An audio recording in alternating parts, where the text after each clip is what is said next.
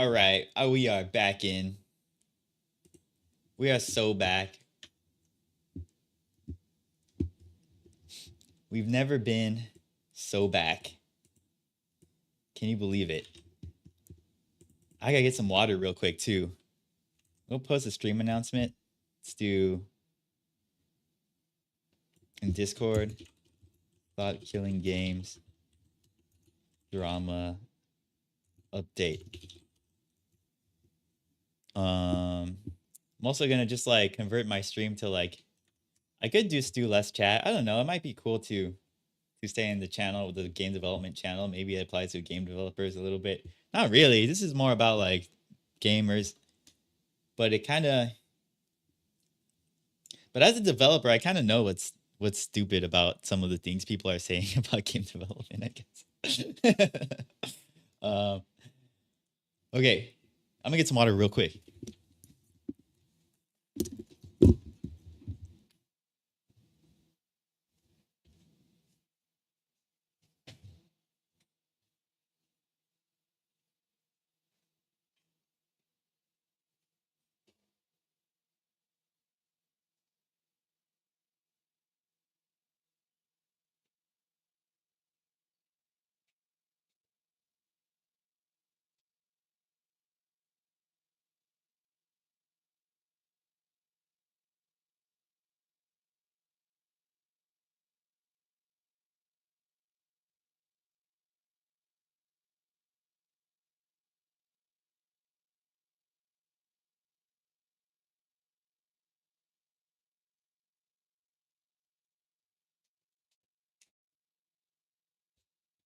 It's very important to stay hydrated.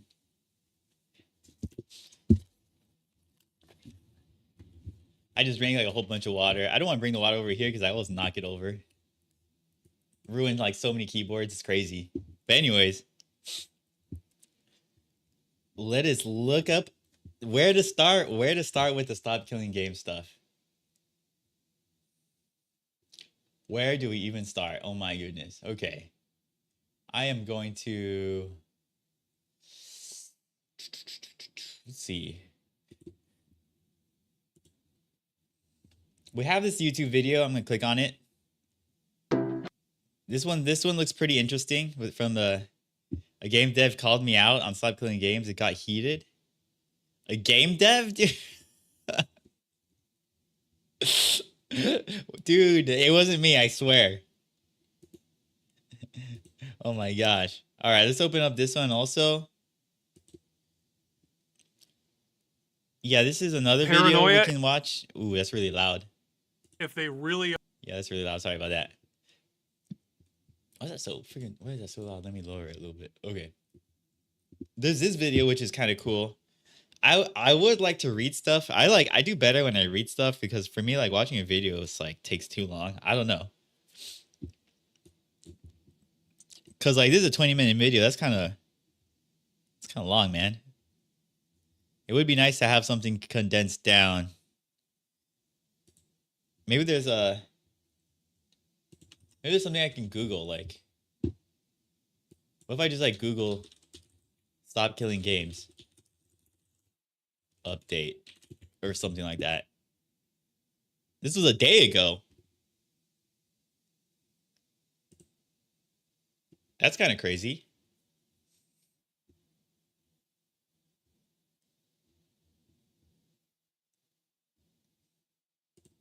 Okay, that's interesting. EU has stopped destroying video games. EU's trying to... they're trying to stop it, huh? All right, so this is another thing that we got. Stop Killing Games creator responds after campaign reaches 1.4 million signatures. Okay, we got 2 videos. We got this article. So that's another thing. Okay, so maybe one more thing. Let me see. Here's a website. Stop Killing Games reaches most important milestone yet.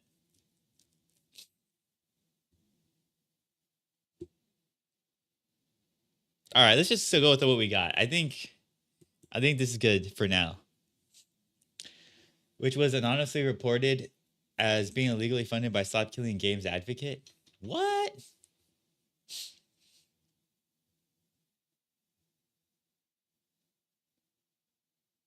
Illegally funded by Stop Killing Games advocate.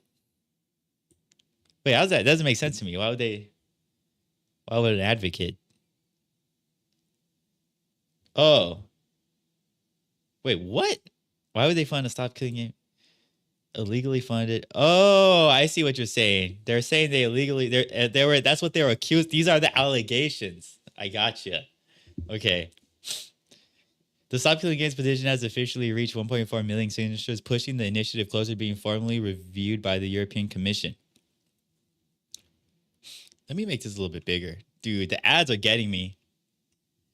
The campaign, spurred in part by Ubisoft's closure of the Crew servers in 2024, calls for legal protections that would prevent publishers from rendering purchase titles that unplayable once their servers are shut down. The milestone comfortably surpasses 1 million signatures threshold required by the EU Citizens Initiative, and the additional signatures provide a buffer in case any entries are deemed invalid during the verification phase. Okay, yeah, we have a lot of signatures, yeah. We have created 1.4 million signatures. That's cool. Okay, we already know this kind of thing. I just want to see what's going on. Okay, this is like a dumb update. All right, let's check out the video.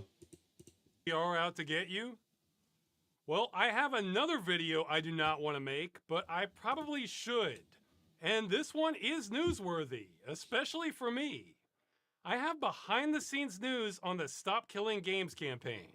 Okay, a quick refresher because I know this gets confusing. I founded the Stop Killing Games movement to challenge the legality of publishers destroying games which you've paid for. This has involved a lot of things which I've shown in slides before, and that includes assisting with the European Citizens Initiative, which is the biggest thing going on with it right now. However, I am actually not the founder of the European Citizens Initiative. Oh, that looks familiar. Wait, was that actually the website? How come I didn't see anything? Give me a second. Give me a second.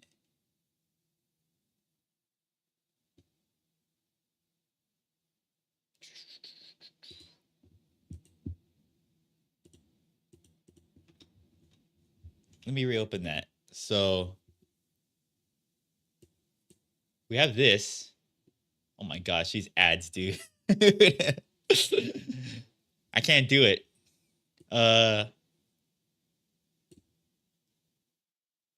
Where is that article that he's talking about? Oh, it's the first link you sent in Discord? Oh wait, this one? Let me see. I'm looking for like what the guy in the video has, you know, like the allegations. Oh, here we go. Thank you. I think this is it.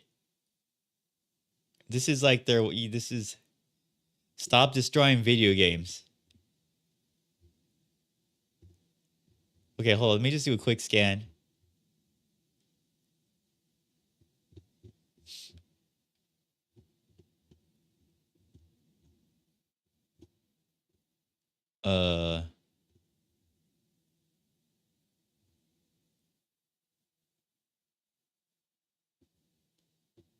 Okay, is this what we want? This is initiative. Okay. So, okay, this is I want to see what the EU. Wait, is this the EU website? Dude, okay, I'm a dumb American.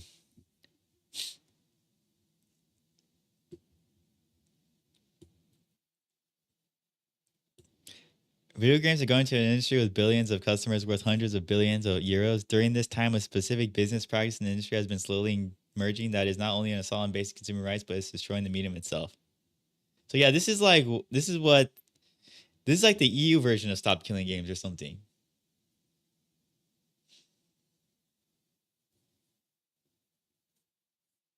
Just it's made anonymously, dude. Yeah, I wish I could read. I wish I could see what he was saying, but I guess we can just watch the video.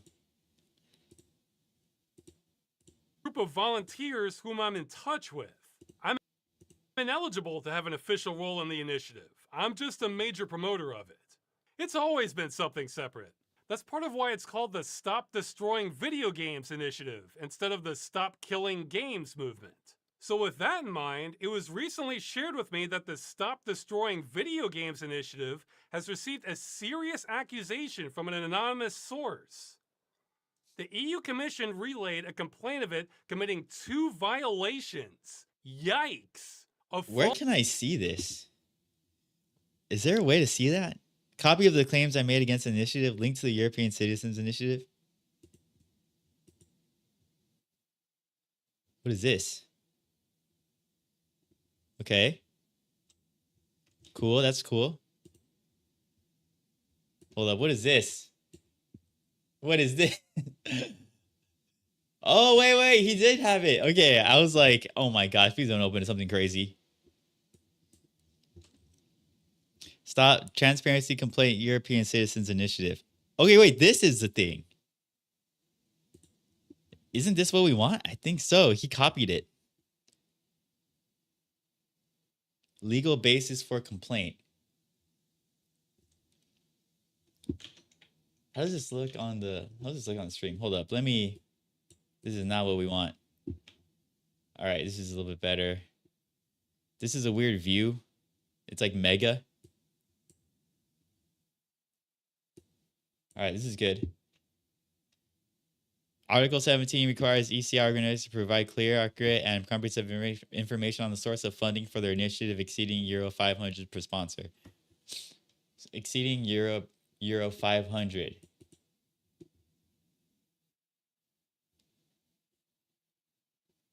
So, if you spend more than 500 euros on a sponsor,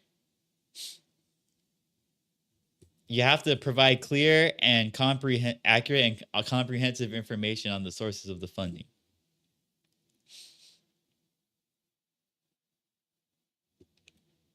The regulation specifically states the group of organizers shall provide for the publication in the register and, where appropriate, on its campaign website clear, accurate, and comprehensive information on the sources of funding for their initiative exceeding Euros 500 per sponsor.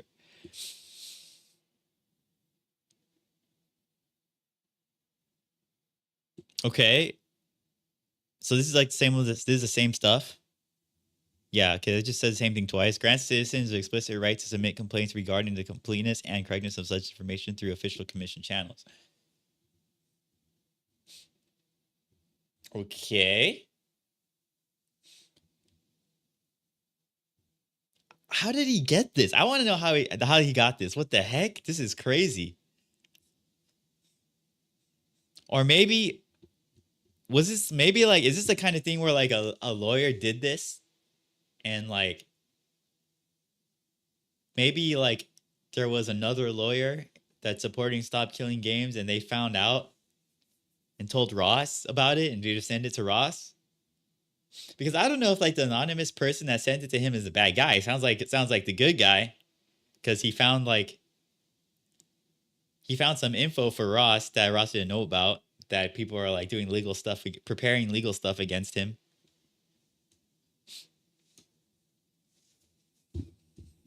All right.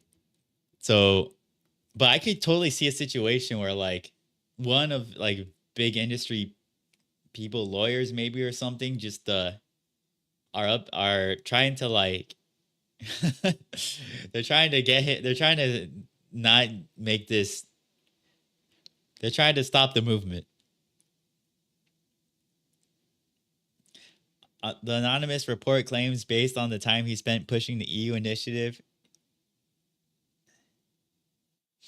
it is an actual full-time job. Therefore, they made up numbers, assuming he must have financial interest, and also that he funded the EU initiative.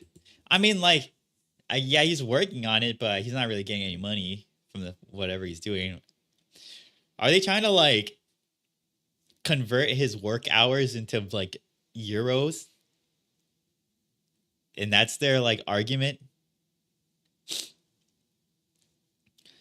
Yeah, that sounds kind of crazy.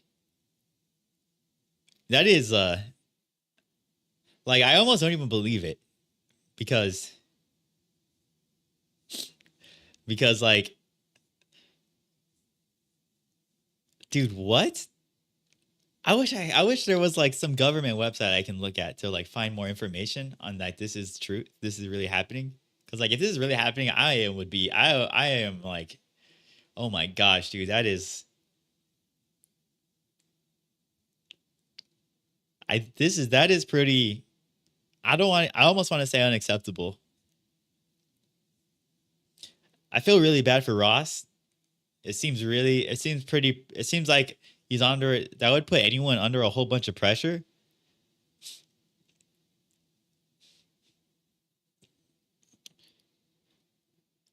Dude, the industry, is this like, I don't know if this is like a conspiracy or what, but like, yeah, dude, like, I guess the industry is really who doesn't want this to be a thing.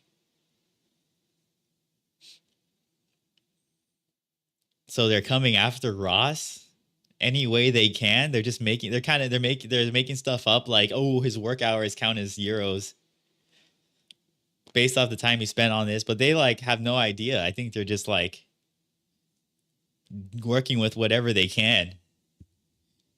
Like the lawyers for whoever submitted this complaint anyway. I don't know who or what is going on. Maybe it was Pirate Software submitted the complaint, dude. We don't know. It could have been him.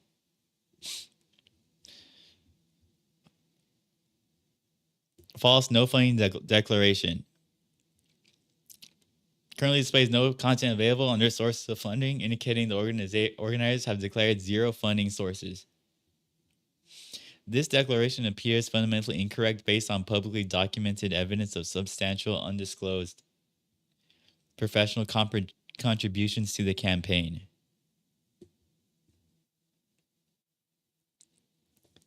So his declaration that he wrote is incorrect in initiative. So this, whatever this website, I guess that was just, it's the Stop Destroying Games thing. Yeah. But like apparently Ross didn't even set this up. I don't know. Yeah, they have no idea. Systematic concealment of major contribution. Okay. Evidence of undisclosed contribution. Ross Scott's public statements.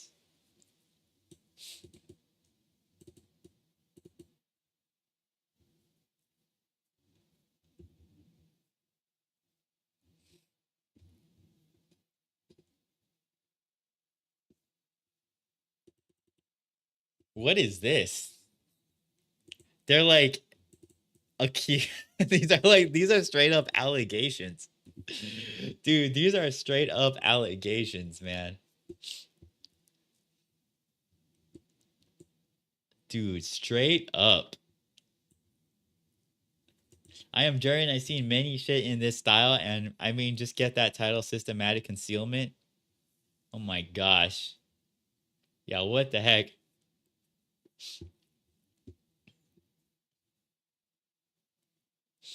Some of this is just like legalese. In the US, you would immediately go to sue, but in the EU, no way to do that. That's right, huh? I guess it's different. Man, what does the EU even do? How much power does it have over like industry, like law?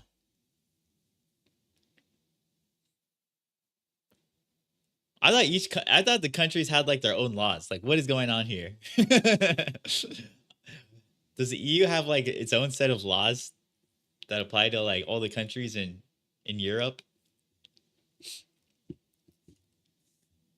There have been many weeks on the campaign where I've been working 24 hours a day to keep things moving to get signatures.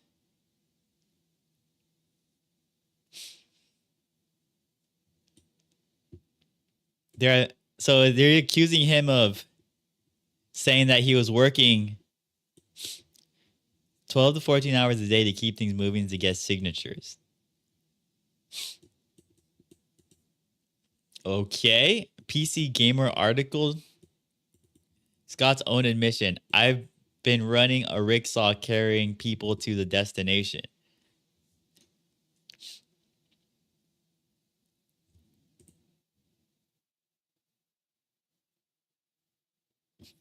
What the heck? The EU laws are binding. It's not a republic? Dude, I got I gotta learn about what's happening in Europe. I gotta learn about how the government works. Multiple media interviews identifying Scott as handling the standard day-to-day work of ruining the Stop Killing Games initiative. All right, let's go back to the video then. Okay, there's just a bunch of accusations in here. False no funding declaration and systematic concealment of major contributions. This declaration appears fundamentally incorrect based on publicly documented evidence of substantial undisclosed professional contributions to the campaign. Well, this is all news to me, but I don't know everything that's going on with the initiative. What's this about? Oh, it's about me. I'm the evidence, everyone. What do we have here? A quote, there have been many weeks on the campaign where I've been working 12 to 14 hours a day to keep things moving to get signatures. Damn straight I have, that is true.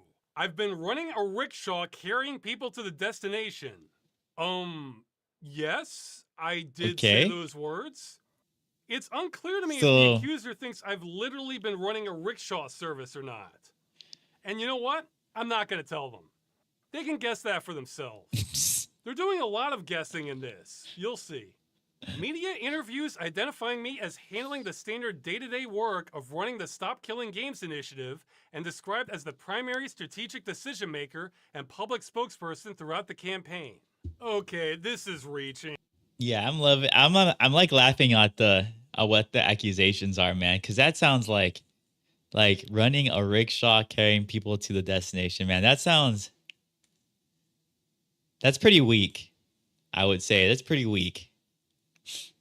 It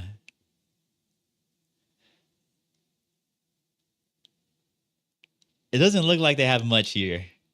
They are really, I don't know, like, who would enforce this kind of thing, you know, with the EU? How does that even work?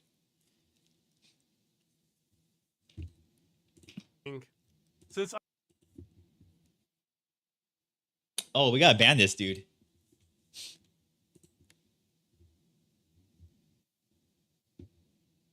Oh, this is on Kick. Can you ban people on Kick? Whatever, I'll figure it out later. I apparently need to spell it out. When I say the initiative will do this or will do that, that's me assuming the initiative members are on board with what I'm saying and me taking my best guess. I've even said before on video, the initiative members are not a hive mind. They can disagree with each other, including me.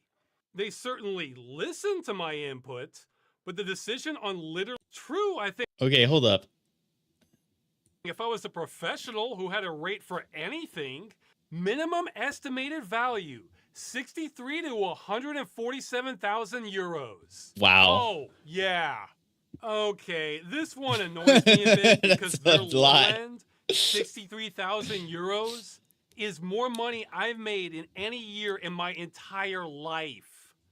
Though, hey, I'm sure all kinds of people are worth more if they make up numbers about how much they should be getting paid from imaginary sources. But they're saying my volunteer work is worth that much, so by not reporting it, it's violating Article 17, yada yada. Their supporting evidence is media treating me as though I'm the leader and me saying I've worked a lot on this. Well, it's true I have worked a lot on this, but I must have said publicly that I'm ineligible to join the initiative at least 50 times. And this may surprise the accuser, but sometimes game journalists get details wrong. Wait, Ross is in the US, so does that even apply to anything? When reporting on something. 12. Because EU can't do anything to the US. Wait, what can the EU do to the US?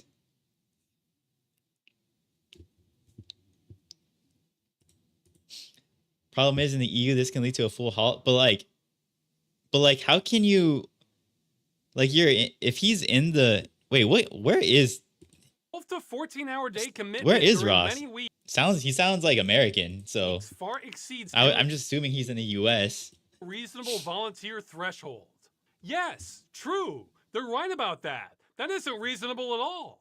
I've hated this crap, and I can't wait to work less on the campaign. It's only my perception that this is my one chance to fix the problem of destroying games that's pushed me this hard. But So like I don't know, like do the allegation do like does anything of this apply if you're like in the US? Like how can I guess like you can break EU. There are some things like I guess there are like they could like stop it in the EU. They could like use this to prevent stop destroying games in the EU. But I feel it's weird that he's in a country where the EU stand well, I don't know what these called. These are like laws or like it really sounds more like guidelines. I don't know. How do they apply to someone in the US? Is that how they're spinning it? Because the allegation is that it was secretly funded by an external player. I have my limits, guys.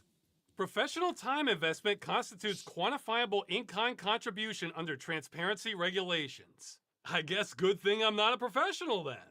Well, this is a very serious accusation, and it sounds like I should have logged my hours and made up hourly rates like my accuser did, huh? But wait, here's a thought. Why don't we check what the European Union's rules actually are? Who is considered a sponsor? Dude, did he just like start looking up EU law right away? Sponsors are people or organizations providing financial support over 500 euros. Okay, well, I've spent 0 euros on the initiative, just a crapload of time, so that's not me. Legal persons or organizations providing other economically quantifiable in-kind donations or non-economically quantifiable support to an initiative are also considered sponsors. Well, I've been advised I'm not a legal person. I'm a natural person. That sounds right. And I certainly wasn't representing an official organization. I mean, I haven't signed one form with Stop Killing Games on it, or for the initiative for that matter. Individuals providing non-financial support, such as volunteering, are not considered sponsors under the ECI regulation and do not need to be reported. Oh, what's that? That description, which is exactly what I've been doing? Yeah. So the Doesn't sound like that guy has anything. Has been following the rules this entire time? But what about this anonymous accuser saying the EU doesn't know its own rules? Is there a hidden clause here? Yeah, it sounds like they don't have anything on Ross. What the heck? They got nothing on Ross. What's going on? Yep, and the EU, the initiative is the one that can slap the industry for real because it would apply to over 20 countries at once. Wow, that's kind of crazy. So kicking the bucket for stop destroying video games will help the industry to be a precedent for the US. That is true. That is true. That is true. Never cross the pirate. Who's pirate? What are you talking about? So yeah, so that does sound like a big problem. And I guess okay, so like what would be the best way to approach this? Would it be for like do what we can to comply to the EU guidelines or whatever they are? AKA stopped killing video games could be omitted if it goes through in the EU. That's true.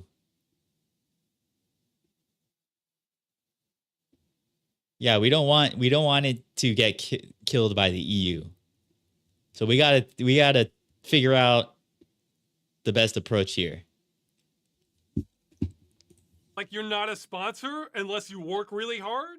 So let's get this straight. We've got an anonymous complaint saying the initiative is violating EU law.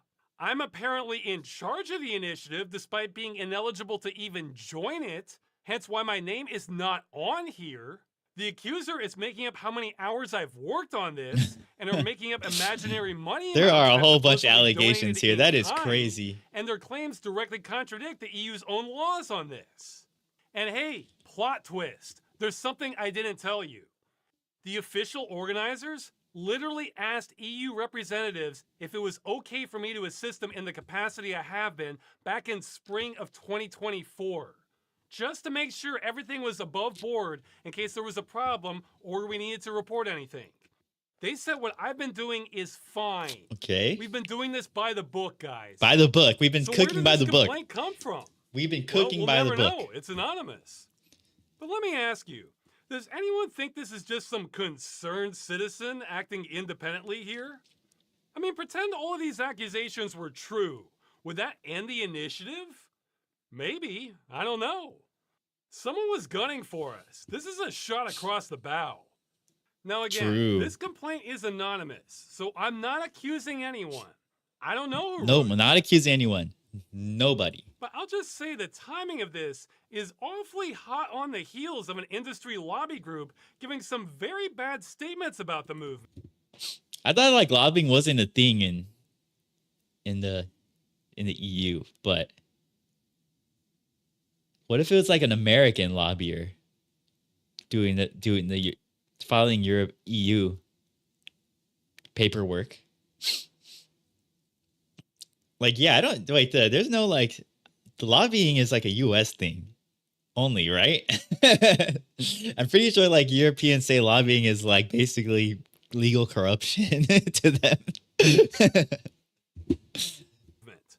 In some cases, I think outright lying about it. But I don't know if it was them. Maybe it was a different lobby. Dude, lobbying is literally legalized corruption. It's crazy, man. Dude, how does I can't believe countries allow this. Like, allow that kind of thing, like lobbying to be like, how did that go through? Like, I'm pretty sure like if everyone knew what lobbying was, majority of people would say this is not good for us. Not good for the majority of people.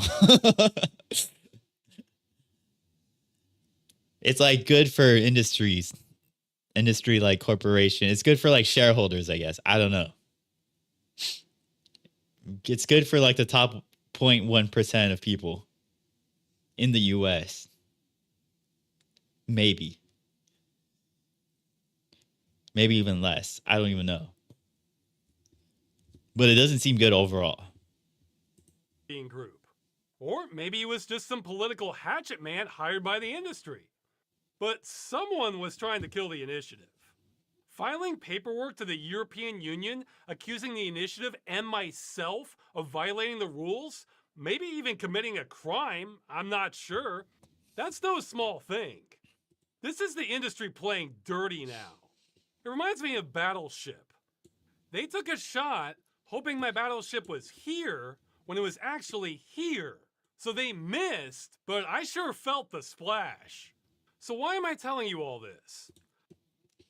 Yeah, I mean, like, so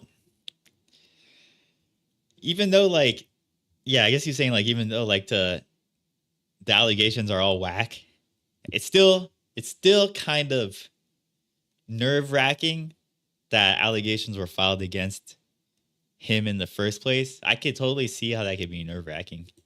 Well, this has me a little worried. I mean, this complaint doesn't scare me. We followed the rules and they made up the charges.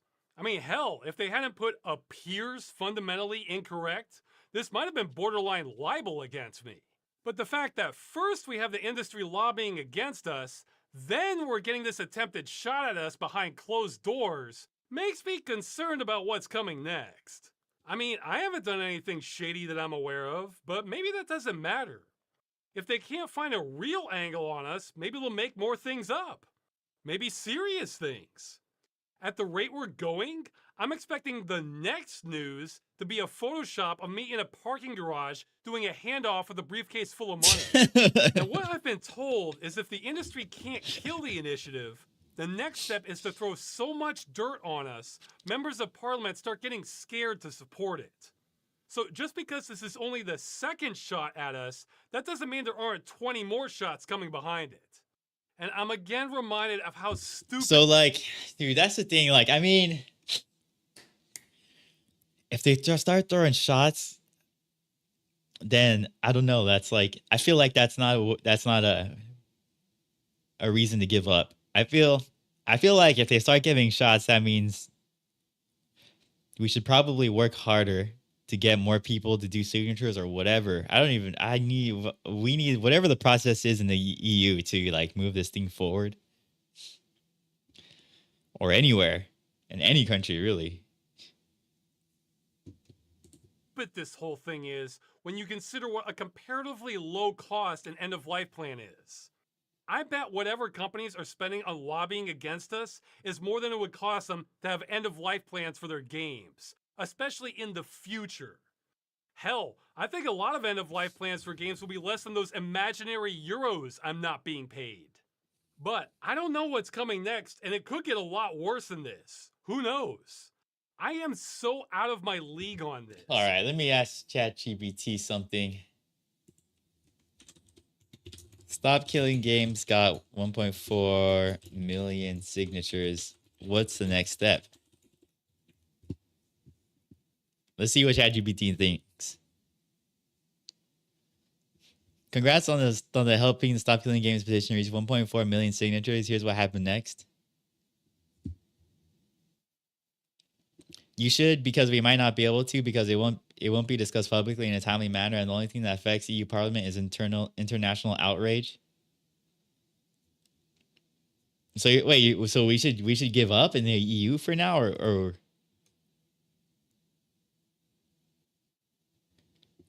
we should give up?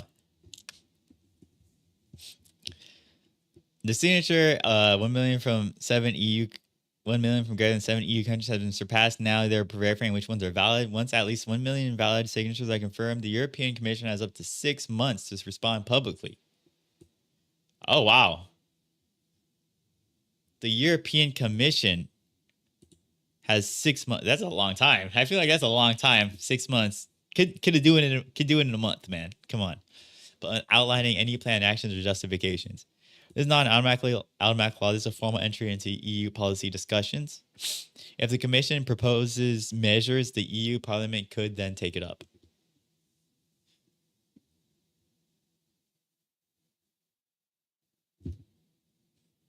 Corporate first, citizens last. Dang. That doesn't sound good.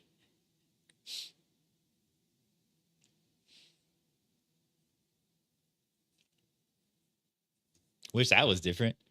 I don't want the corporations to be first. I feel like the people that should be first are the majority of people. You know, like, I'm kind of like a utilitarianism kind of guy, like whatever helps the most people overall kind of thing. Not a few people only are heard right away or supported by the government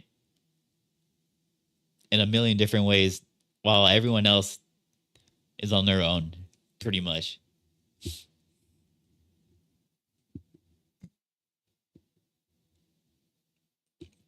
The next move is support the validation, engage with decision makers, anticipate campaign pushback. Okay, yeah, so I think this is what's going on right now. Anticipating campaign pushback, the movement is facing scrutiny. Some alleged transparency law violations regarding campaign financing. Right. That was what he was talking about right now. Industry groups like Video Games Europe are preparing statements against mandatory end-of-life plans. Industry groups like Games Europe are preparing statements against mandatory end-of-life plans. Oh, wow. This is in Spanish.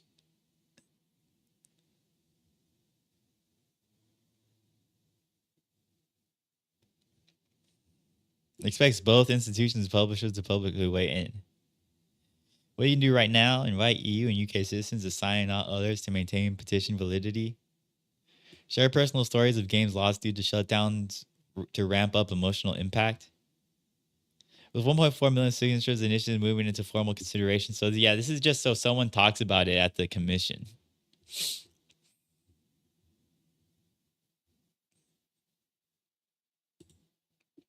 Off-top example, a business can record at will after telling you on the phone they will record you. If you deny, you get no service. If you say yes at any point in the call, it is accepted as agreed and made a contract by the business. But as a citizen, you have to inform anyone on the phone that you're recording, else you do a literal crime.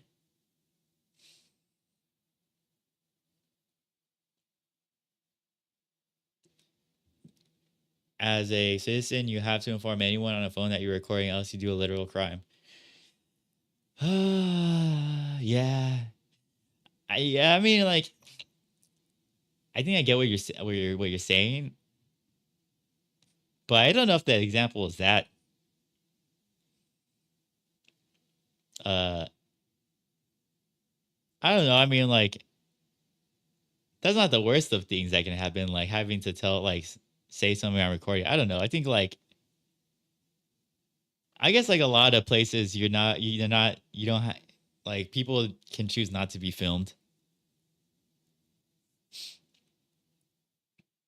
And the business has no duty to offer you their service if you record the phone call, even if you're already in a contract. I think I'm just misunderstanding what you're saying a little bit.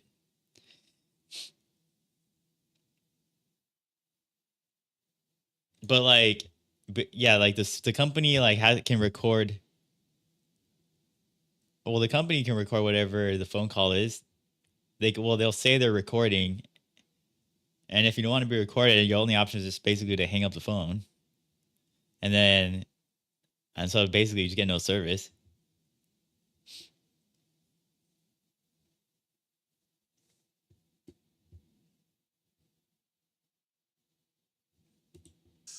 I have never been a political target before, so this is all uncharted territory for me. Anyone can call you. They record it. If you say yes, they can claim based on the yes recording without context. You made a contract.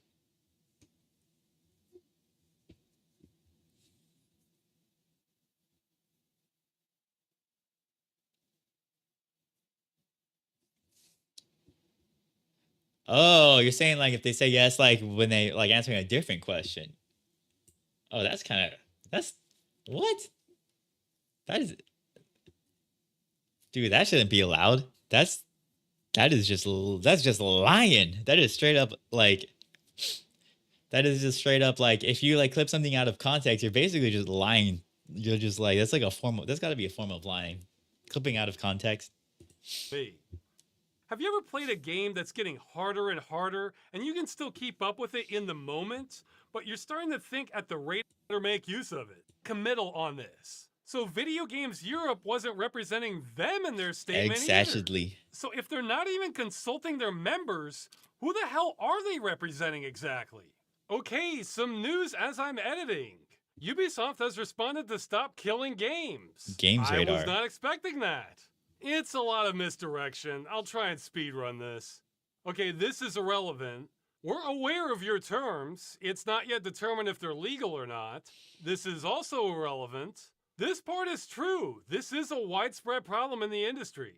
The only thing unique to Ubisoft is they're trying to get away with this crap as a French company. Okay, even the EU Commission wouldn't commit as to whether these types of games are services or not when asked. So he can call these games services, but legally they might not be. Services tell you when they end. And the endless support argument. Okay, I'm undecided. If this was a senior developer saying this, I would 100% call this misdirection. I mean, hey, this looks awfully similar to that comment from Video Games Europe about endless support. This could be the industry's new playbook. If they can pretend to not understand what we're asking for over and over again, maybe they're hoping that will change the narrative. However, this is a CEO saying this, so maybe he really doesn't know how these games work. Hey, if so, he wouldn't be the first CEO to not understand how his company's products work. So I can't tell if he's just trying to gaslight everyone or if he just doesn't know how. That's the submarine that's the guy that went down in the submarine with his company, and then, dude, that is a sad story. That is sad. He went down with the family down to the ocean in his submarine, and something went wrong because they never came back up.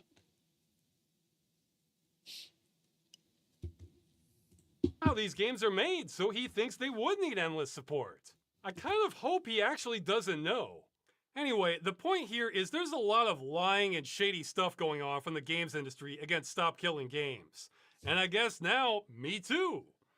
So if these attempts to shoot down the initiative keep happening, maybe assume the industry, which has been shown to be lying repeatedly, is lying again.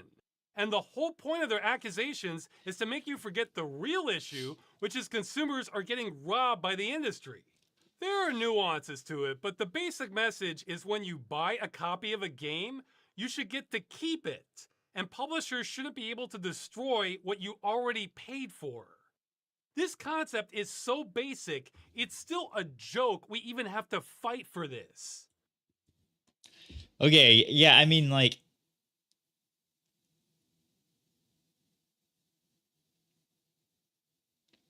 it is vague.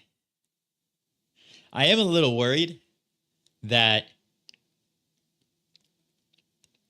the wording isn't specific enough. Do you think we should find an alternative way for Stop Killing Games to, like, the concept of it, whereas consumers have the right to keep the game? Okay, I get it, but that can be interpreted in a whole different bunch of different ways. They're like, what does it mean to not kill a game? That's something that went wrong in the Ocean Gate is using carbon fiber in the first place and then using refurbished material from a dismantled plane. Okay, yeah, that's all kinds of bad. I am a little bit worried about Stop Killing Games because the vagueness of the wording might scare the people, like, in Parliament. I don't know, like, if a government representative heard that, I think they would be I think they would shy away because of how general the statement is that games should not be killed. So we might have to talk about what that means.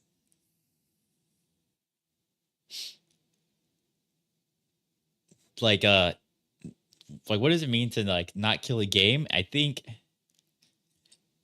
because, like, if like the government representative, like, or in the EU said they had to make a statement about it,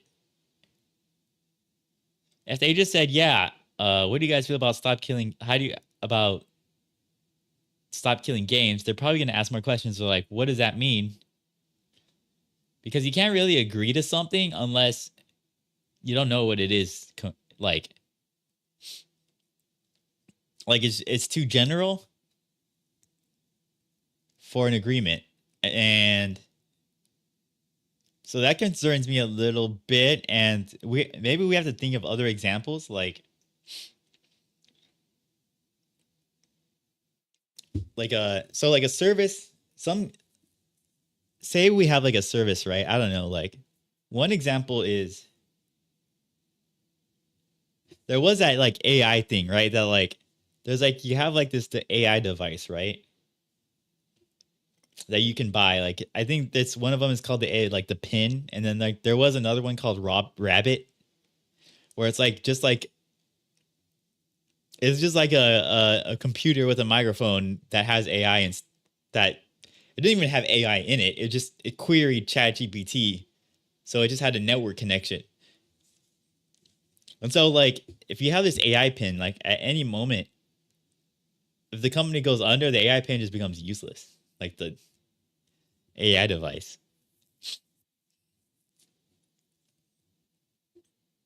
So how does that? And then there are probably other examples of this too, where, like, you just can't use something anymore because the company just went bankrupt or died or something. So, like, Yeah, I don't know. I mean, surprisingly, I can't think of too many examples like that. I mean,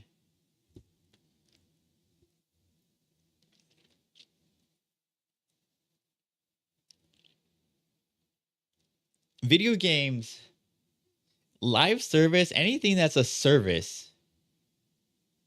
But the thing is, like, services aren't usually the way services work is they're not like an upfront payment, right? It's like you have it's like you have like a you have a monthly subscription most of the time, right? So like you have a service, it's like a monthly subscription, and like the agreement is that like you pay for every month you want to use it. And then people are totally fine with that. I mean, like I'm not like they're totally fine, but like it's like I mean subscriptions suck ass, but like uh but like there's it's an agreement that people can agree on. So like it's like a okay, I know what I'm doing. I'm paying for these 12 months every only fine. Uh but with the video game, if you have an upfront like if you have like an upfront payment, like I don't know, whatever how much the crew costs, maybe it costs like $60 or something, then like that does kind of imply that's like you can kind of it's yours and you can use it forever. So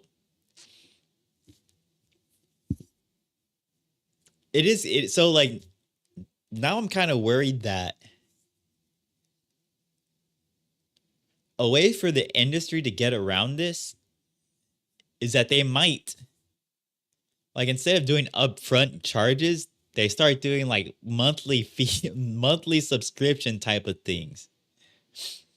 Like it's like now it's everything is like kind of like World of Warcraft where like you have to pay $15 every month to play it. But even in World of Warcraft, there's an upfront cost to the game itself. So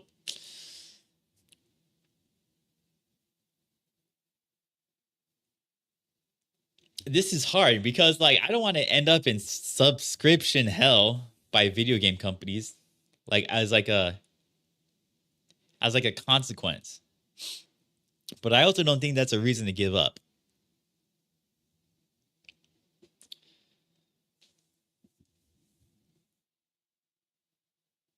Well, the thing is that EU level for this type of citizen initiative, the members of the parliament cannot pull in experts like then the US Congress, for example, does in case of pending decisions the members decide without insider knowledge. Really? I feel like an expert would be useful. Well, the solution is simple: enforcing the seatbelt, aka PCP local host fallback enablement for self-hosted multiplayer and full separation of single player modes in the first place. Industry does not do that, pretending it would cost gazillions. Yeah, well, local host probably might work. I don't think it's weird because like games stopped using peer-to-peer stuff for some reason. At some point, the game industry's like the game. How do I get the chat in here? Actually, okay, hold up, give me a moment. I'm going back to Twitch, and oh, actually, let me go back to this and then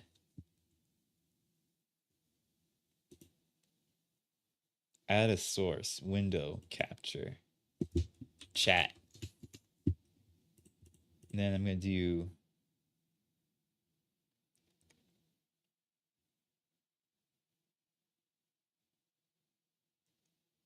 is it chat in here? Dang it.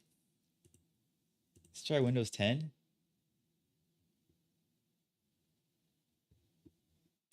Oh, so I'm trying to do a window capture. Let's see. BitBit Windows 7 and up? There's nothing OBS on here, huh?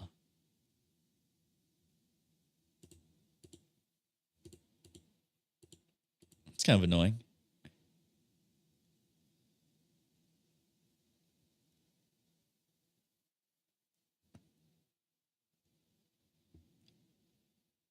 Oh wow, it's just like there's just no way to show the chat unless I have maybe. Okay, hold up, I have an idea. Wait, no, I don't. What? This is weird. Okay. Maybe if I get the link to the URL. Okay, well, anyways, I'm gonna switch back to. I do have an idea. Okay, let's go back here. Reason why the industry is scared of the EU initiative is if you offer a service, then you have to use the earnings from the sales to back up the service and need to make sure it is funded in the first place.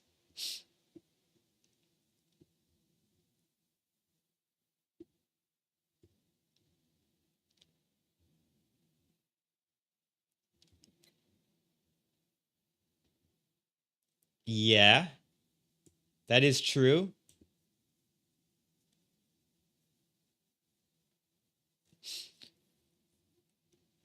What if the sales from the earnings are not enough to keep up the service?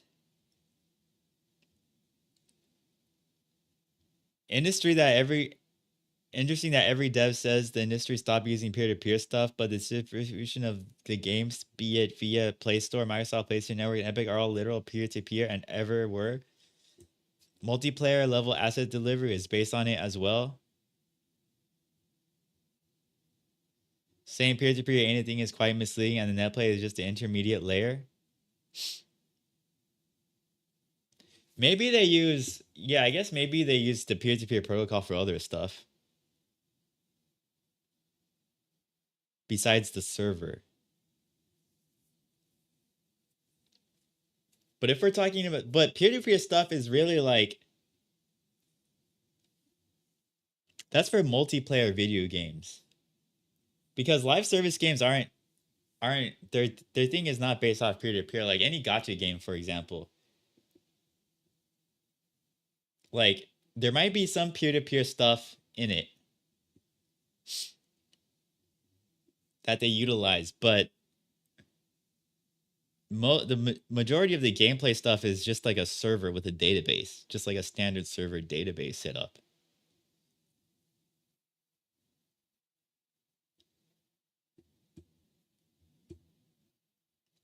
The earnings are not enough, then you can be sued in the video. You have to spend up front.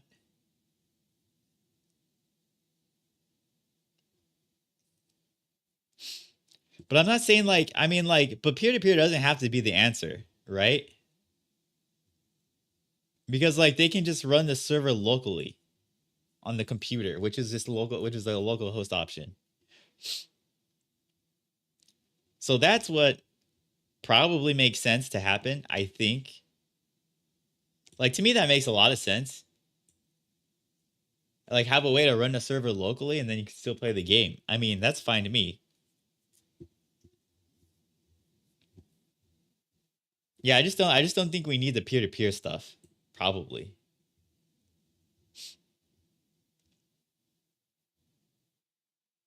And like, yeah.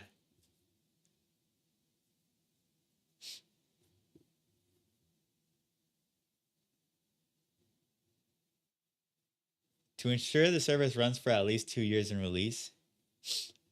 Peer-to-peer stuff is just an option. What the initiative wants is any option to keep the game alive in private scenario. Yeah, I think, so I think like, I think like it's totally like reasonable for like just to have the server binary or whatever. Just give it to like part of the client. Maybe you can even like ship it as part of the client of the game. And then like you just run the game locally and it still works if you connect correctly to the server. Which might take a little bit of work, but it shouldn't be that too much.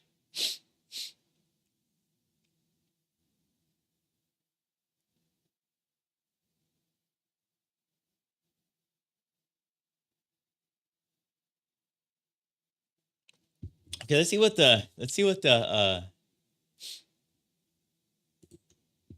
what that other video was with the game dev. Fundamentally, it's a First Amendment issue with me. I don't like a law telling the developer where they need to spend their money unless it is something like seatbelts. Like, I would rather a company go out of business, like perhaps Ubisoft is in the process of doing in fits and starts, because the consumer is pushing back on the way they treat the customer. And I get your point because you want your audience to love you. I wish my audience loved me, but I have to be honest with them. You And in really that- think? Well, hold up. You really think I'm just doing this for like clout? You No, think well, I I don't don't have think any personal that I A dev called me out on Stop Killing Games. It got heated. Which one is the dev? take issue with? But hey, at least we checked a box for a game that only 8 people are going to play in 10 years from now. So hey, yay Well, for us, right? I'll tell you this. I wish 8 people could still play. What was it? Drawn to Death? Yeah, let's solve it by making companies go out of business. Let's not solve it by a law. Jaffe did a video on you. He did. Just now? No, he didn't. Did he? Let's go react to Jaffe's video reacting to me. Oh my God. Imagine being able to build anything just by thinking about it. Meet Base Not 44, the ads. a He did. What? All right. Jaffe 6 minutes ago. What? What is he talking about? All right. I don't remember disrespecting David Jaffe. One of our former members, Wayne B, sent me this clip. This is Destin, used to be at IGN, now has his own Patreon talking about video games. Let me play Wow, it for you real dude, he's quick. intense. I don't particularly care what David Jaffe thinks about Stop Killing Games. That's not like an anti-David Jaffe thing. He's been on the show before. Yeah. Who cares what David Jaffe thinks? I don't care what Thor thinks. I don't care what David Jaffe Thor? thinks. I don't care what anybody in wearing the corporate cap or benefiting from the corporate cap has to say about video games that were sold and what the consumer can do with their product. Okay. Wow. I'm very on the consumer side in like every situation. I like the guy. He's been on my show. I've been on his show. There's a little problem we don't know here. each other well enough to be friends, but we're certainly friendly. And I can't fathom a world in which we wouldn't be friends if we spent more time together. But I did find this kind of disrespectfully, insultingly dismissive. What? So It, hold on. it did sound a little bit The reason dismissive. I say that, it's like, so somebody wanted me So this to is stop down my whole stream, go watch David Jaffe's 38-minute video on Stop Killing Games, and then go back to it. That's what I'm talking about. Like, I'm indifferent. I don't have any hatred for Jaffe. I'd like. so this is the game dev, right? This has got to be the game dev. Like a dev called me out. Wait, no, this isn't. This is his video. So the other person's a game dev. In the EU, we have for some time strict laws regarding usability of software must be guaranteed even if it is taken off the market for whatever reason. AKA, we are allowed to fully reverse engineer in a non-commercial manner redistribution of commercial purpose if this gets extended to online services. Well, you might be able to imagine why they are scared that it goes through. Yeah.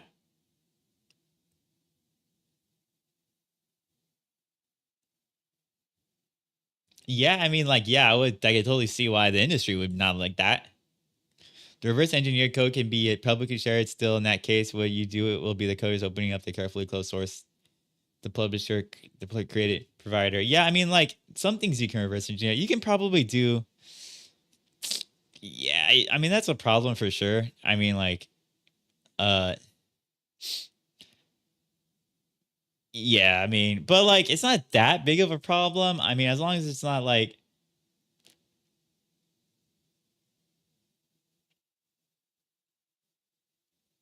just because you can look at it, I guess, doesn't mean you're legally allowed to.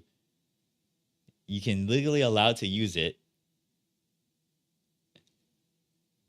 But like in the software world, it's like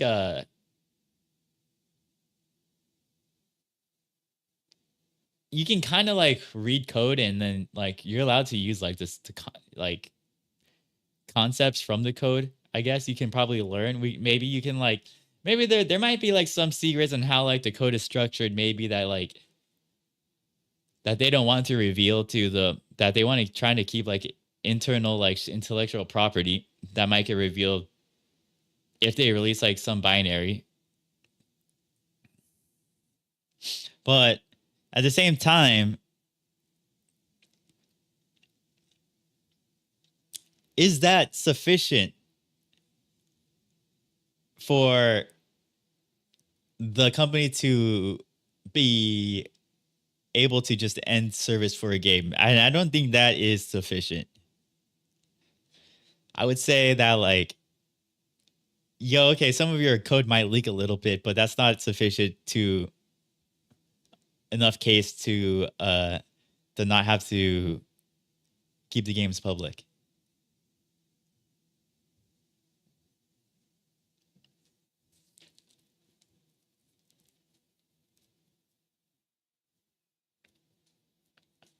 At the moment, the reverse engineer is confined to locally running software on server-based host connecting like the A3GPL, for example, enforces.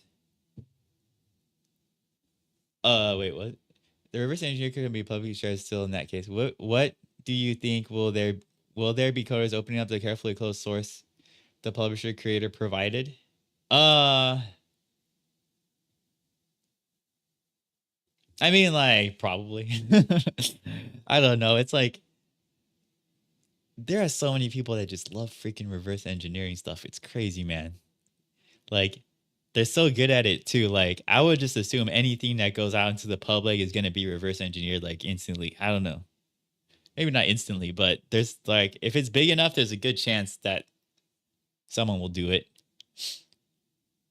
It does take a lot of time, especially it depends on how the binary is packaged, but it could take a lot of time, or it could take like, it could be as easy as like, boom, you just you run it through some compilation software and it's already they're all right there. Sometimes you even get the variable names out of that, which is crazy. But I mean, like, that's probably just like that's just probably like a consequence of having the game structured that way in the beginning. Like, yeah, I mean, the company made the server, they made the game required to run on a server, so now they're required to publish the server and make it open to the public.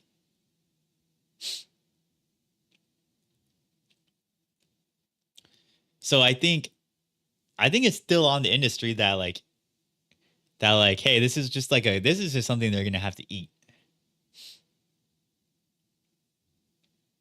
Yeah, but the reverse engineering for science is done in all schools, universities, semester projects. I mean, yeah, pretty much. Like, yeah, there's all kinds of like, yeah, I don't want to get into that right now, but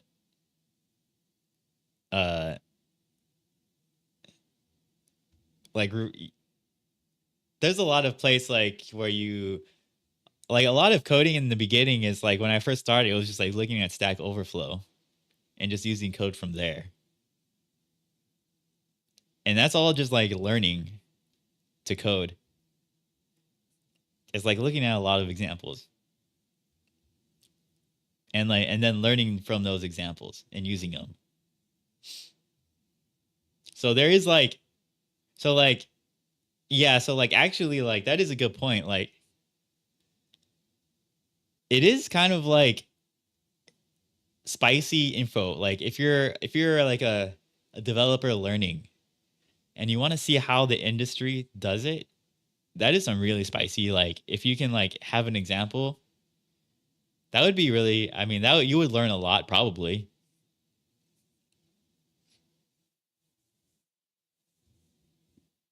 But I mean, like,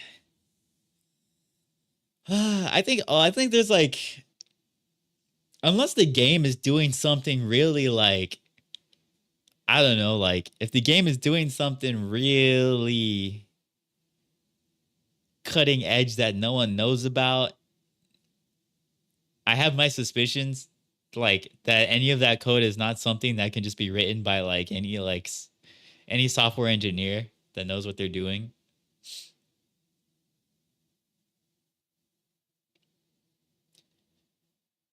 like hidden things with intellectual property might be like, I don't know, maybe they have some crazy optimizations that public doesn't know about.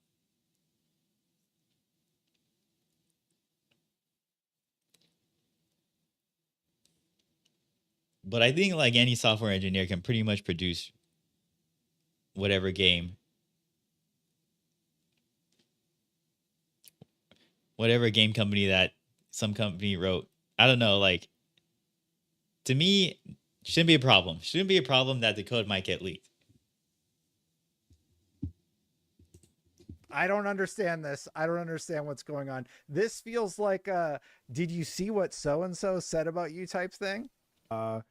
Just sort of the presentation of his comment. But that part I get that. aside, I don't benefit from the corporate hat anymore.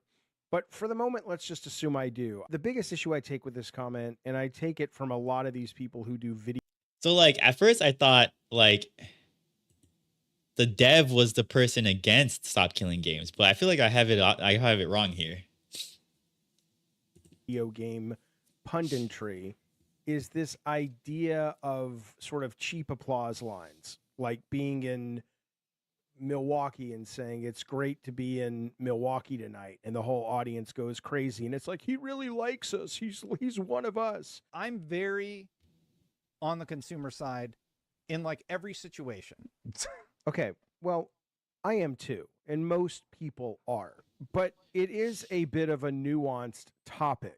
And that's sort of the problem with it, is that I can sit here and I can rah-rah and cheerlead, and everybody will love what I say, and everybody will love me and say, Jaffe gets it. He's one of...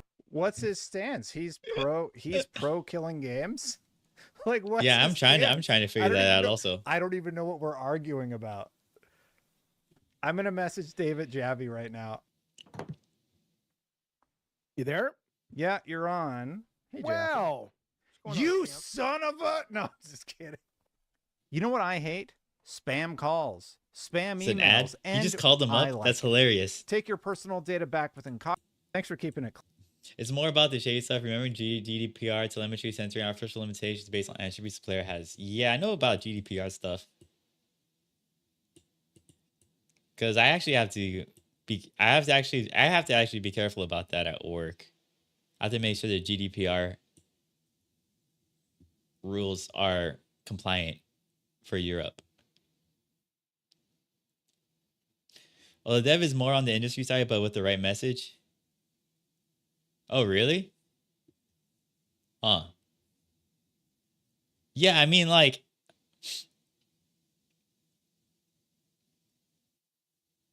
I'm pretty sure, I think I'm leaning more on the Stop Killing Games side of things. Clean. But like, Oh, to me, sorry, like, was that I a would thing? say like my stance on this is like, I would say something more along the lines of like,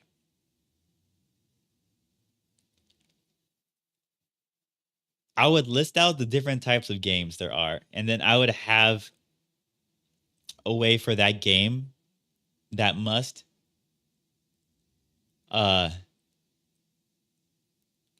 allow a player to play it after the support ends from the industry. So like, for example, with the live service game, I would probably, if you pay like a big upfront cost, like $60, and then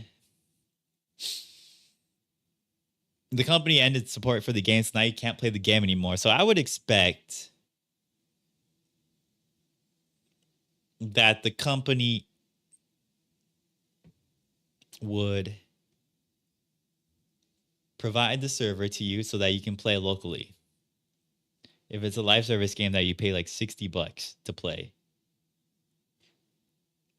and they stop the service for the game. And so, okay. And then, okay, so here's the thing, right? There are ways for a company to get around this. And like one of them is one way is like, okay, we're not gonna end support for the servers. But like now there's a monthly fee to play the game. Or maybe they're just gonna do monthly fees. Just always do monthly fees from the beginning.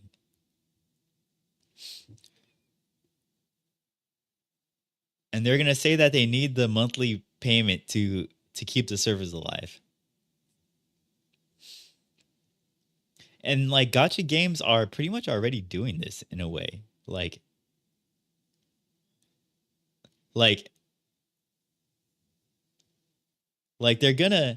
they do this already. Like in the gacha world, it's crazy, man. It's like the game is free, right? It's quote unquote free from the beginning. But there's some horrible stuff going on in there. There's like you can pay money and then like you can gamble on pulling stuff in the game. And you can there's basically gambling in the game. And I would say it's even worse than gambling because at least in gambling there's a chance you get your money back. But in the gacha games, there's a chance you get the thing you want in the game. And since like the game is like quote unquote free to play, they can just shut the servers whenever they want. So that's kind of crazy. To me, I think that's also like if you like imagine you spend all this money on this game. Like you spent like 10,000, like maybe not 10,000, like maybe like $1,000. Like I know like people who play Genshin Impact spend so much money on Genshin Impact.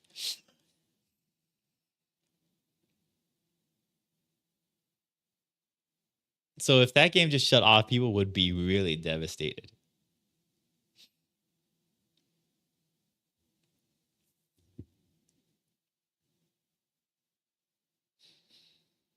So like I'm surprised like gacha games aren't mentioned. Because I feel like we should be talking about that's like where the focus should be. The crew situation is like actually the crew situation is also a bad situation. It's not even a gacha game. Like the crew just straight up the crew's crazy, man. Like the crew that should not have happened. They need to make that game single player somehow. I don't know. Maybe make it peer to peer like you're saying so that people can play with each other.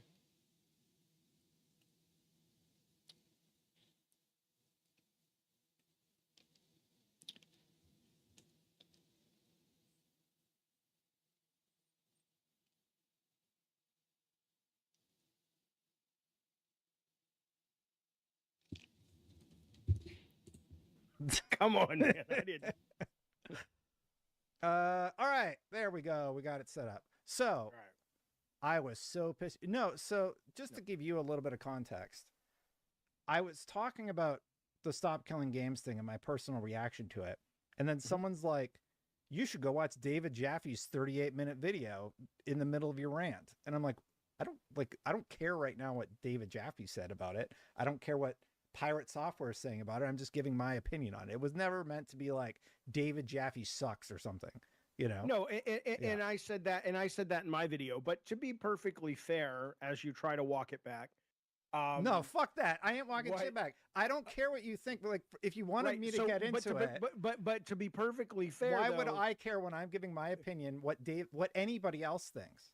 Well, okay, my two Yeah. issues when it comes to that part, which is really not the most salient part of it all, is I thought it was kind of obnoxiously dismissive in sort of a theatrical way. But hey, you're making a video, I get it.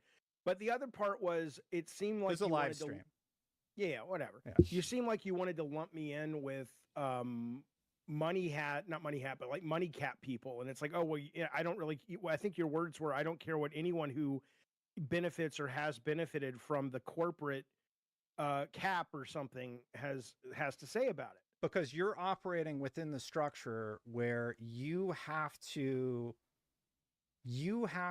build it in a way where you have to sell it to a Sony or a Microsoft, right?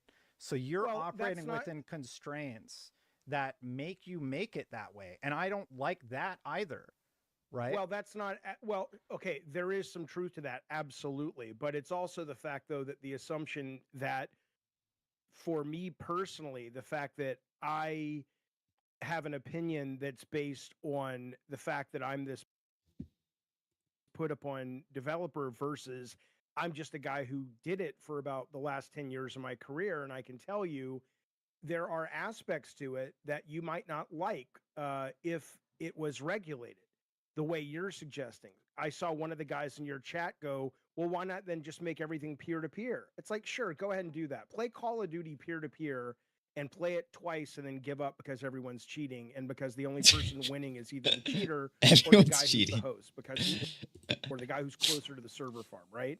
There's a lot of reasons things get done that it doesn't mean the consumer doesn't deserve info as to why they get done, but when all those things come together and you are using the infrastructure of a company, or even if it's a small company, even if you're using the infrastructure of Amazon servers and you're an indie developer, right? Amazon can't guarantee that those servers are going to be up forever. And so you're supposed to go into some kind of hang on. Hey guys, can you shut my door? I think the dog opened it. I Like can. The dog. Velociraptors. I want to see the I dog. can hear him. So, I mean, that's a good point too. Like, I guess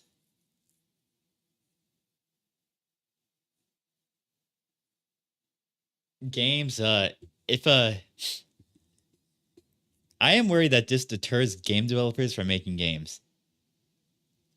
In general, if it goes to that extent, then that's a little worrying. But how do you rectify the upfront cost of $60 to $100 for a game? I feel like also another consequence of this might be like they make games if they're like forced to stop killing the game, they make the game really, really expensive instead. So now instead of paying like 60 or 120, you pay like double that.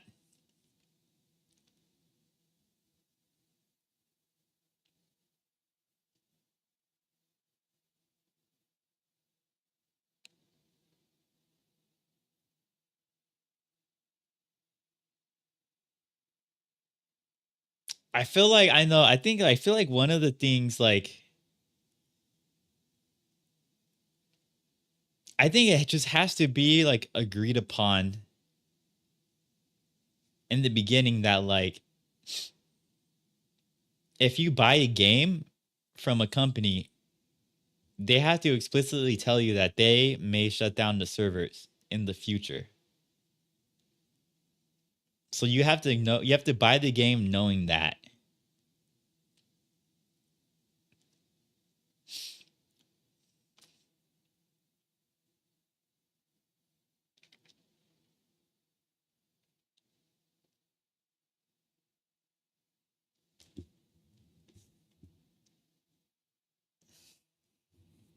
So I think like part of the things we need to do is like don't buy games from companies that aren't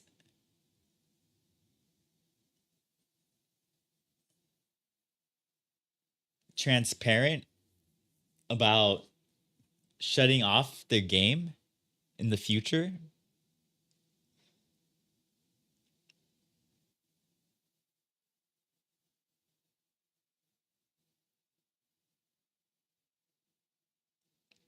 I understand that the dev being forced to double the work, but what everybody misses, including the devs, is the one asking for their product and actually paying it.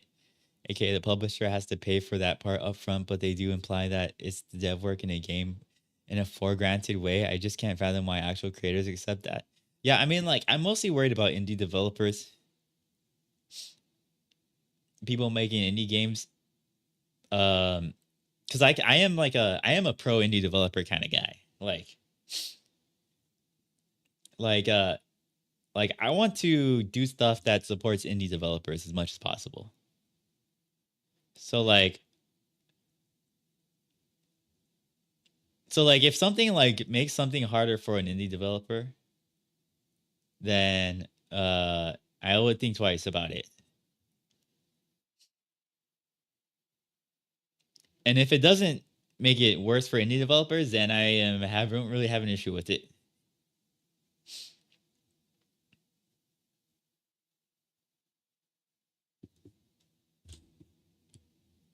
Yeah.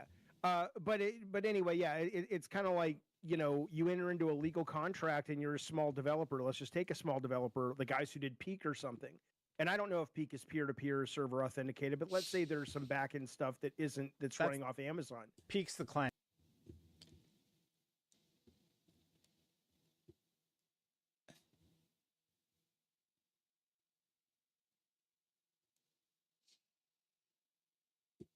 Peer to peer, aka web RTC.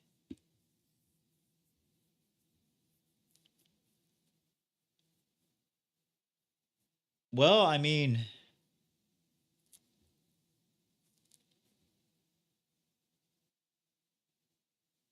if you need networking, you could use peer to peer, or you can code it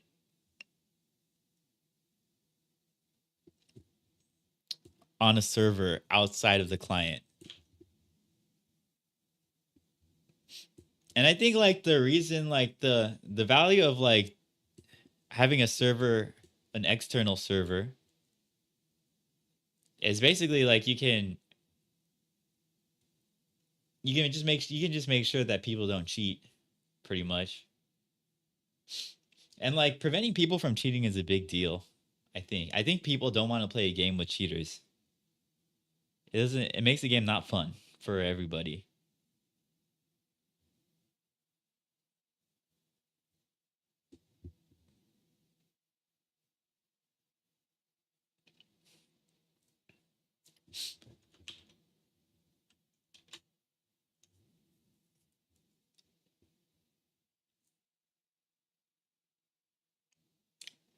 Like, I don't know, like a game like Expedition 33, for example, that shouldn't even like that should be a single player game, right? Like, but you do log into it or something.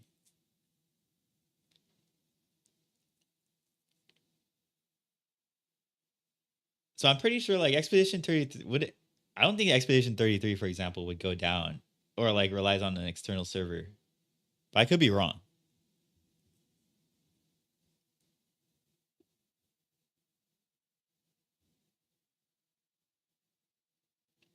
In the end, everybody recycles classic netplay code. What? I don't, dude. I could show you my server, my multiplayer server, and it's Golang, and it's all everything I wrote from scratch. It's right here, actually. Have it up. We're using gRPC. I'm using Streams, which is HTTP 2.0. WebSockets are 1.1. So this is a little more modern. Although they're coming out with HTTP 3 already, apparently. But the server is just a Golang server. There's no peer-to-peer stuff. And it handles multiplayer in the game. And it does that, and I just do it all in memory. I have like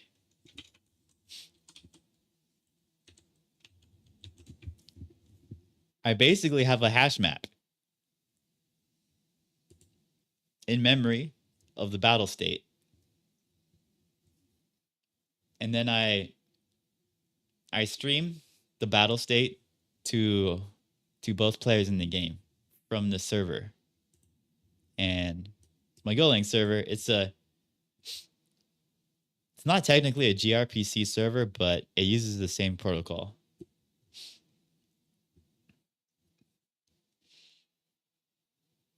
So I want to say modern games are doing something similar to this.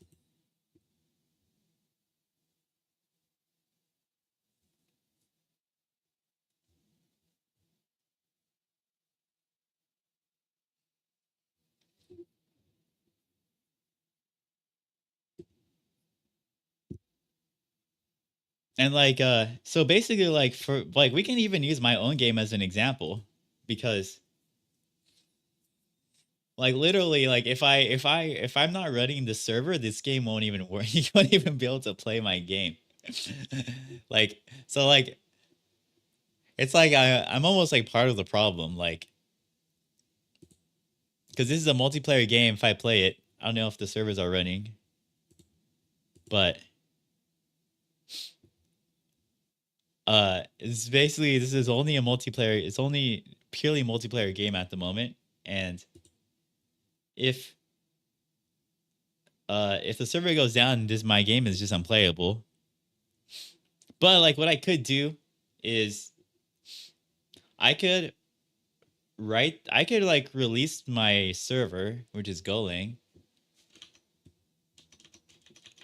I could just release this as a binary and I could just send it out to people. Like, I don't even care if people see the code for my server. Happily sharing my code for the server. I really don't care. So, I mean, then there's nothing like groundbreaking in the code. Maybe there is. Like, maybe for people learning how to code, like, this could be really valuable stuff. Like, the way I'm structuring my code. And like how I'm managing like a multiplayer game, that like a server that handles multiple connections to multiple players at once. It's probably valuable information for someone learning how to program, but I mean, like, as still, I would just release this as a binary or something to people. But that's the thing, like, I don't even see myself selling this game either for money. Because then that would be something I think about for sure.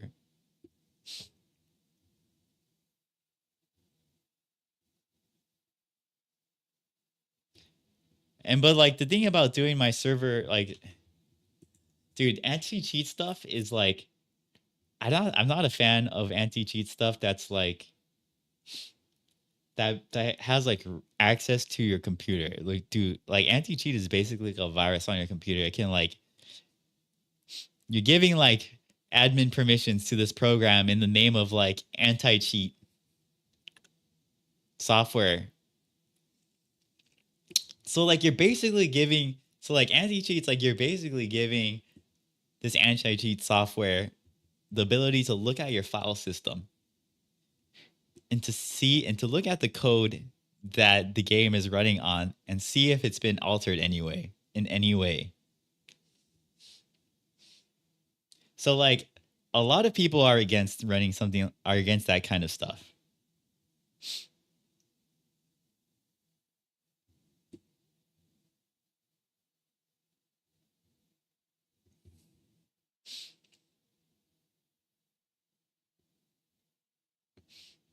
Actual devs like you do the work up front, but that is still not the norm. I refer to the main stance of the publisher when the budget gets thinned out and you are not halfway there yet. Actually, the devs like you do the work up front, which is cool. I get you, but you are talking about indie devs as the ones getting a problem. How much does it cost to run your multiplayer for example, Spacetime DB? Do you need your own code? How is the stance of established mega publishers on using those services that do not require massive server farms, which costs they can easily pull it in to write off taxes? Yeah, I mean, like, in my case, like even though my code requires an external server, like, dude, I think like, if I was obligated to, I would just make this into like something you can run locally on your computer, like the server. And then, but the problem with that is like,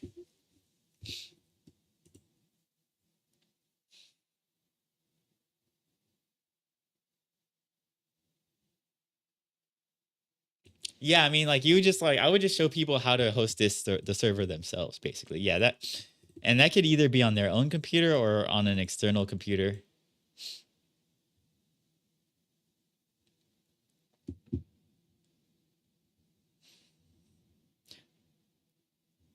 But it is really nice that like you can, if you have a server, you can prevent people from cheating.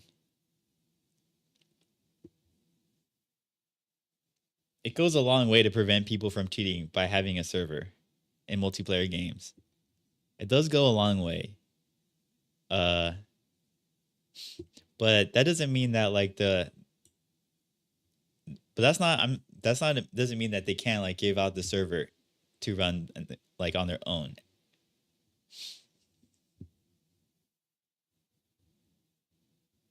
Like I could just release the binary or even the code, and then they can run the game themselves somewhere. If they go for AWS, it's their benefit. As an indie, it's your cost.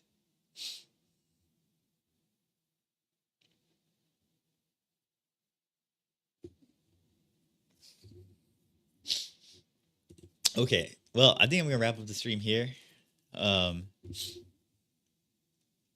yeah, thanks for the discussion, Paklarap.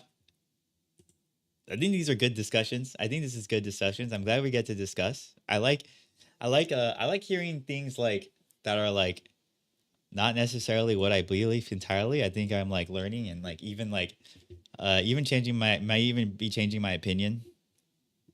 So that's good. I appreciate that. All right, I'm gonna head out for now. I mean the whole multiplayer handling and moderation is a thing of the initiative that it is closed. Nobody knows what really happens internally. If the initiative goes through, they must basically agree to open up the multiplayer. Lost sorry, oh no, you're good. No, you're good. I like to hear like opposing of viewpoints. I think it's really interesting. Like this is honestly like that's like there's like not much more I can ask for. It's like people with like I'm very happy that there's like someone who is actually like explaining what they believe and feel and like their viewpoints on things. And this is like some people are just like oh, this guy doesn't know what he's talking about, but then they don't explain anything. And it's like that's just garbage. And then it's just like, but like I think I'm just like you're doing a good job of like explaining like your actual points, and it is something good to think about. Like so I'm glad like there's someone who actually has actual points instead of just being like, bam, dude, you're dumb or something. Like, come on, bro.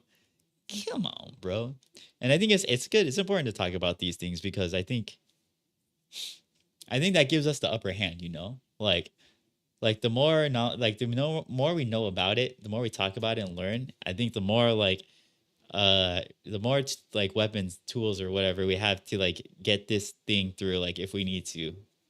Like whether if it's Stop Killing Games or some version of Stop Killing Games. Anyways, I'm out. Peace.